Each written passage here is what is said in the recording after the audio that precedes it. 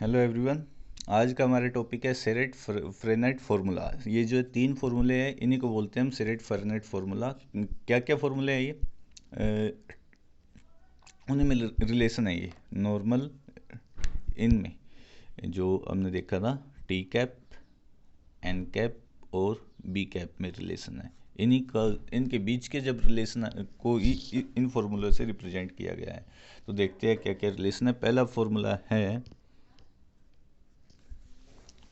D T by D S is equal to D T cap by D S is equal to kappa curvature into N cap. D T by D S is equal to kappa into N cap. यानी कि जब आप tangent vector को S के respect में derivative करोगे तो वो इक्वल आ जाएगा curvature into N cap. Second formula, यहाँ तो हमने किया टेंजेंट को, सेकंड फॉर्मूले में हम करेंगे डी बी यानी कि बाई नॉर्मल को D B by D S के रिस्पेक्ट में। तो ये इक्वल आ जाएगा minus tau into N cap. D B by D S is equal to minus tau into N cap. Third formula जो है, अब हमने टी को एस के रिस्पेक्ट में कर लिया, बी को एस के रिस्पेक्ट में कर लिया, तो क्या बच गया? अब हमारा प्रिंसिपल नॉर्मल बच गया। तो D N by D S ये इक्वल आएगा tau B cap minus kappa tau cap T cap. तो ये आ गया हमारे। इन फॉर्मूलेज को आपको याद रखना है। इसका प्रूफ मैं अभी आपको कराऊंगा वीडियो में। अभी सबसे पहले हम देखेंगे फर्स्ट फॉर्मूले का प्रूफ। फर्स्ट में देखो इसका प्रूफ। वी नो दैट ये जो है क्या होता है, दिस इज यूनिट वेक्टर। और यूनिट वेक्टर का मैग्नीट्यूड कितना आएगा? यूनिट वेक्टर का मैग्नीट्यूड आ जाएगा 1। This is 1। And we also know that कि अगर दो वेक्टर है magnitude of A square, it means इसको आप लिख सकते हो A dot A. Magnitude of any vector का स्केयर को आप लिख सकते हो ए इंटू ए। तो इसी तरह से आप यहाँ पे लिख सकते हो, यहाँ पर जब आप इसका स्केयर करेंगे टो कैप का square is equal to tau cap into tau cap which is T cap again और टी कैप। ये टी है, टो अलग है। This is T unit tangent vector along tangent. तो ये भी आएगा 1 के इक्वल। तो ये इक्वेशन हो गई 1। इक्वेशन 1 को डिफ्रेंशिएट कर दो with respect to S. Differentiate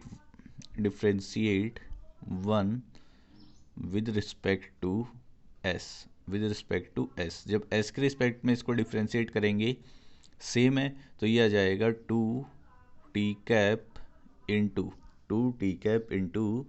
D T by D S. या फिर आप उसको कह सकते हो, ये लिख लो D T by D S is equal to 0।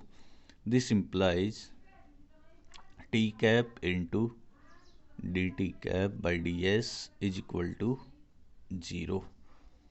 यह आ जाएगा। यानी कि we can say non zero vector है, ये तो क्लियर है सभी को, नॉन जीरो है। और किन्हीं दो नॉन जीरो वेक्टर का डॉट प्रोडक्ट जीरो के इक्वल कब होगा? जब वो एक दूसरे के परपेंडिकुलर होंगे। यानी कि आप ये कह सकते हो D T by D S is perpendicular to ये परपेंडिकुलर आ जाएगा किसके? टी कैप के। Is perpendicular to T cap. Okay, एक तो आपको ये याद रखना है कि ये जो है D T by D S perpendicular है टी कैप की। और हमें ऑस्कुलेटिंग प्लेन की इक्वेशन भी पता है। ऑस्कुलेटिंग प्लेन की इक्वेशन क्या होती है? Equation of osculating plane is, osculating plane की इक्वेशन होती है हमारी R capital R minus small R dash R double dash. Now R dash किसके इक्वल होता है? ये भी हमें पता है। आर डैश इक्वल होता है टी के टी कैप की, और D T by D S किसके इक्वल आ जाएगा, D T by D S equal आ जाएगा डबल आर डैश के। तो आर डैश के प्लेस पे ये लिख रहा हूँ मैं, आर डबल डैश के प्लेस पे ये लिख रहा हूँ, तो इक्वेशन ऑफ ऑस्कुलेटिंग प्लेन आ जाएगी R minus R T cap into D T by D S is equal to 0। इसका मतलब जो ये वेक्टर है D T by D S, ये किस में लाई कर रहा है, ऑस्कुलेटिंग प्लेन में। इस इक्वेशन से we can easily see that D T by D S lies in osculating plane, osculating plane में ये लाई कर रहा है। और ऑस्कुलेटिंग प्लेन किसके परपेंडिकुलर है, ऑस्कुलेटिंग प्लेन इस तरह से हमने बनाया था ना वो, तो ये हमारा ऑस्कुलेटिंग प्लेन था, ये क्या था, बाई नॉर्मल। तो osculating plane is perpendicular to binormal, which is perpendicular to binormal, which osculating plane is perpendicular to, which is perpendicular to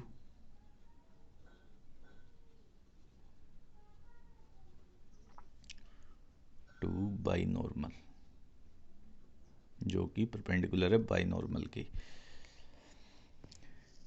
यानी कि ये वेक्टर ऑस्कुलेटिंग प्लेन में लाई कर रहा है। ऑस्कुलेटिंग प्लेन किसके perpendicular है, बाई नॉर्मल के। यानी कि ये वेक्टर यहाँ होगा कहीं, जहाँ भी है, या तो ये भी हो सकता है, ये भी हो सकता है, इसमें भी हो सकता है, बट इस प्लेन में लाई कर रहा है, तो ये वाला वेक्टर भी किसके परपेंडिकुलर होगा, बी कैप की। So we can say that D T cap by D S is perpendicular to binormal के अलोंग जो यूनिट वेक्टर है उसके परपेंडिकुलर होगा, परपेंडिकुलर टू बी कैप। यानी कि ये वाला वेक्टर भी परपेंडिकुलर हो जाएगा बी कैप के।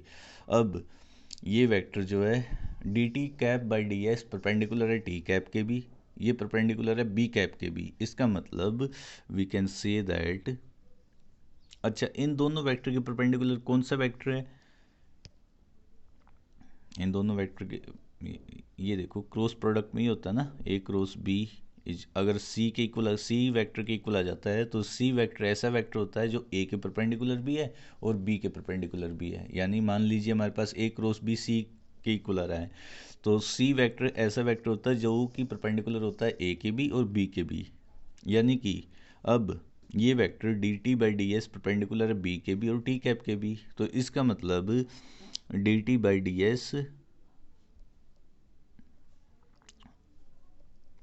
आप पहले ये लिख लो, टी क्रॉस बी ये वाला vector is perpendicular to both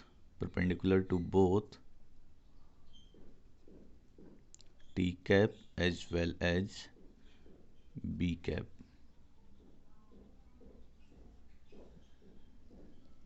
तो टी क्रॉस बी जो है परपेंडिकुलर हो जाएगा टी के भी और बी के भी। नाउ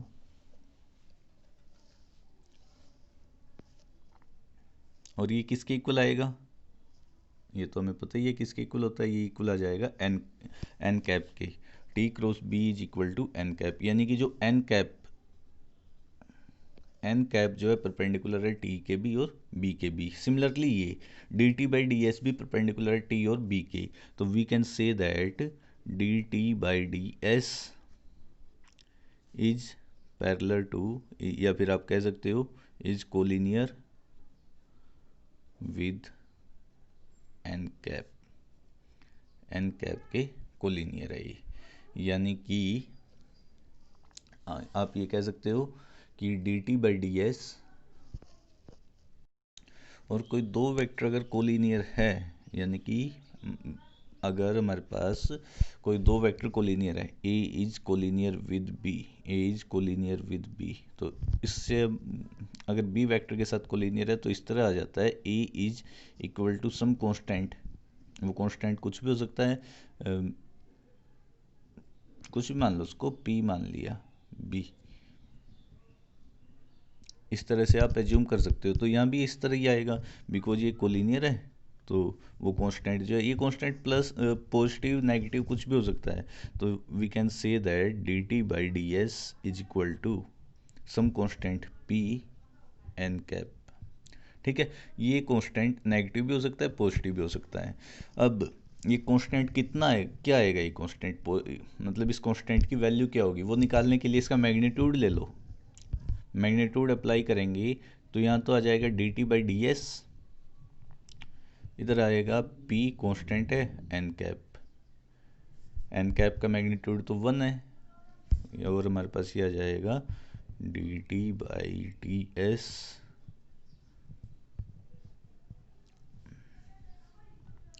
और ये किसके इक्वल होता है, ये तो हमने जब कर्वेचर की डेफिनेशन की थी किसके इक्वल था, ये कप्पा के इक्वल था। कप्पा के इक्वल है तो इसकी वैल्यू होगी कप्पा, इसकी वैल्यू होगी 1, तो p की वैल्यू क्या आएगी, this implies p is equal to kappa. जब इसमें पुट करेंगे तो हमारे पास ये आ जाएगा D T by D S is equal to kappa into N cap. तो ये हो गया हमारा क्वेश्चन। मैं इसको रिपीट करा रहा हूँ एक बार, वैसे आप वीडियो को दोबारा देख सकते हो इसमें, लेकिन फिर भी मैं रिपीट करा देता हूँ।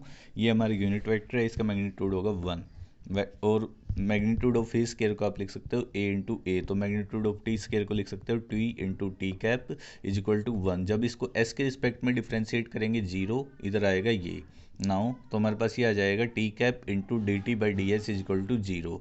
यानी कि अब कोई दो नॉन जीरो वेक्टर अगर हमारे का डॉट प्रोडक्ट 0 के इक्वल है, तो इसका मतलब ये है कि वो एक दूसरे के परपेंडिकुलर होंगे। So we can write D T by D S is perpendicular to T cap. Now osculating plane की इक्वेशन है ये, आर डैश इक्वल है टी कैप के, आर डबल डैश इक्वल है D T by D S के।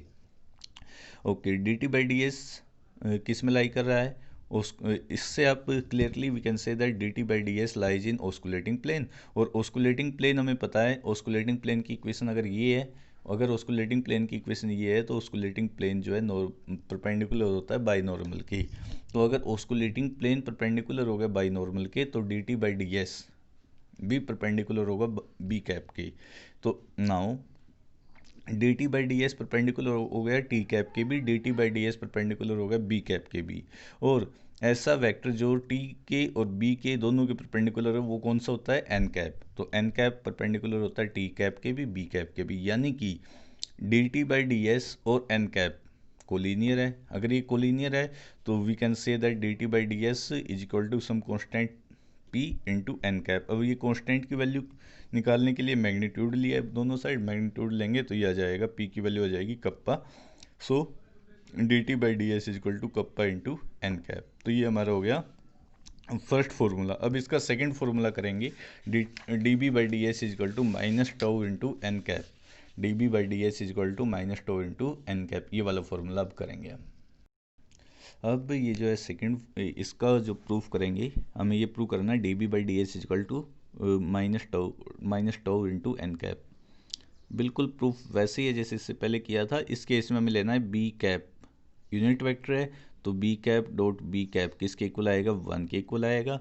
इसको differentiate कर दो एस के रिस्पेक्ट में, जब एस के रिस्पेक्ट में इसको डिफ्रेंशिएट करेंगे तो ये आ जाएगा b into d B by D S, ये इक्वल आएगा 0 के। This implies b cap dot d B by D S is equal to 0। यानी कि we can say d B by D S is perpendicular to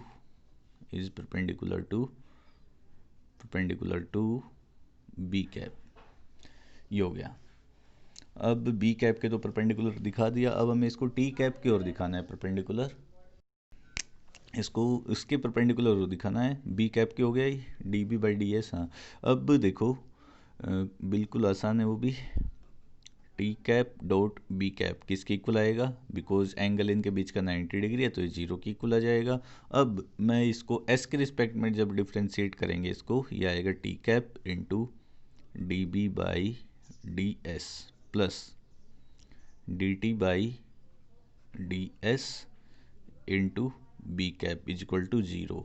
अब ये तो हमने कर लिया, d T by D S किसके इक्वल आएगा, कप्पा इंटू एन कैप के इक्वल आएगा। तो इसको में जो हम पुट कर देंगे वैल्यू, ये आ जाएगा t cap into d B by D s plus d T by D s की वैल्यू पुट करेंगे kappa into N cap into b cap, ये आ गया 0 के इक्वल। नाउ ये तो 0 के इक्वल ही होगा बिकॉज इनके बीच का एंगल अगेन 90 डिग्री है, तो यहाँ से हमारे पास ये आ जाएगा t cap into d B by D S is equal to 0। Now again किन्हीं दो नॉन जीरो वेक्टर का डॉट प्रोडक्ट 0 के इक्वल है, तो we can say that d B by D S is perpendicular to T cap. Now यहाँ से तो हो गया ये परपेंडिकुलर, इसको इक्वेशन बोल देंगे कुछ भी, एक जो भी होगी ये इक्वेशन ए, इक्वेशन बी। तो इक्वेशन ए और बी के according d B by D S is perpendicular to both, ये जो है बी के परपेंडिकुलर भी है और टी के परपेंडिकुलर भी है।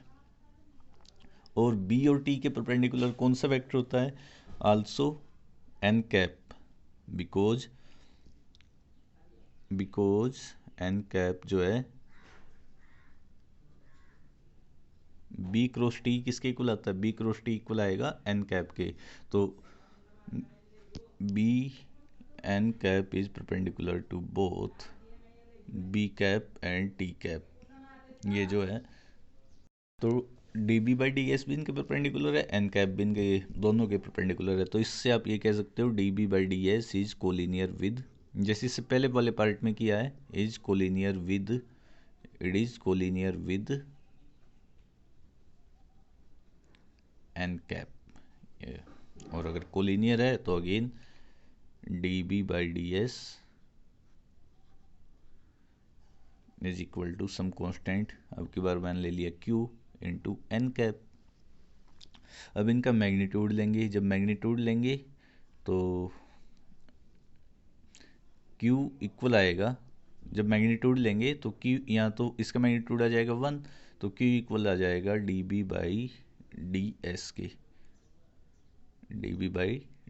इक्वल आ जाएगा। ओके, और ये किसके इक्वल होता है? This is equal to torsion. तो यहाँ पे हमारा जो है ये आना चाहिए d B by D S is equal to tau into N cap, ये आना चाहिए। बट हम जो है यहाँ पे ये ना लेके, मैंने आपको पहले ही बोला था कि ये कांस्टेंट जो है नेगेटिव भी हो सकता है, पॉजिटिव भी हो सकता है। जो कन्वेंशन है उसके अकॉर्डिंग हम ये लेते हैं कि d B by D s by convention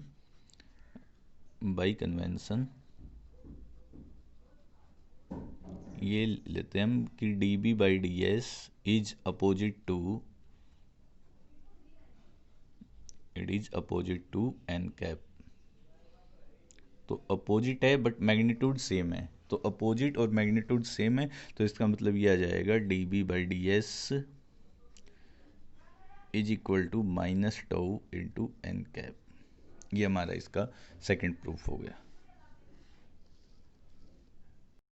अब थर्ड करेंगे। थर्ड तो बिल्कुल आसान है, इसका प्रूफ तो बिल्कुल ही आसान है। देखते हैं, ये प्रूव करना है। And we know that n cap किसके इक्वल होता है? N cap is equal to b cross t cap. Differentiate कर दो एस के रिस्पेक्ट में, जब एन एस के रिस्पेक्ट में करेंगे तो यह आ जाएगा d N by D S is equal to b cross d T by D s plus d B by D s into t cap, ये आ जाएगा। Now d T by D s की वैल्यू रख दो, जब value रखेंगे तो ये आ जाएगा, बिकॉज कप्पा तो कांस्टेंट आएगा, यहाँ आ जाएगा b cross n cap,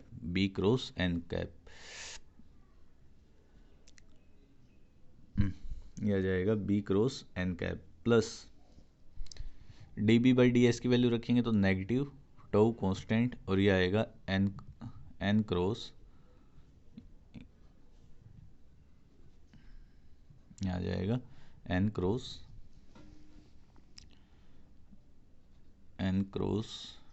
T cap. Now इनकी वैल्यू पुट कर दो बस, तो हमारे पास ये आ जाएगा d N by D s again d N by D S is equal to n cross t की वैल्यू, एन क्रॉस टी की वैल्यू होती है माइनस बी, तो जो इसकी वैल्यू रखेंगे एन क्रॉस टी इक्वल आ जाएगा minus b. And similarly b cross n की वैल्यू, बी क्रॉस एन की वैल्यू होती है माइनस टी। तो ये वैल्यू रखने के बाद जो हमारे पास ये आ जाएगा b to b cap minus kappa t cap. तो यही हमारा बस रिजल्ट है। ये तो बिल्कुल आसान है, इन दोनों का यूज़ करके हमने इसको प्रूव कर दिया।